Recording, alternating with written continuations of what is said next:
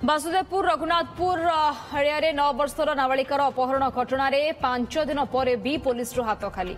आज गांव पूर्वांचल डीआईजी पिनाक मिश्र गांव में पहुंची तदंत कर नाबालिकार परिवार को पचराउचरा कर मामलें भद्रक पुलिस स्वतंत्र टीम गठन कर तनाघना करुछि। खूब शीघ्र अभियुक्तों को गिरफ सह नाबालिका उद्धार कर एक संवेदनशील घटना। पुलिस यहां गुरुतर सह नहीं तनाघना करुछि।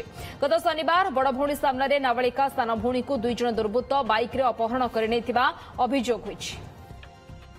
जनेक अभिभावक से रिपोर्ट करथिले जे तांकर छोटो झियो यार बयस 9-10 वर्ष हबो से घर निखोज होइचंती एवं तांकर पता मिलनै।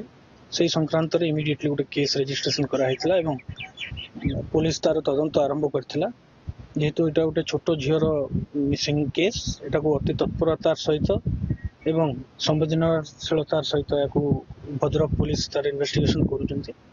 विभिन्न दिगों को लेकर इन्वेस्टिगेशन चलछि।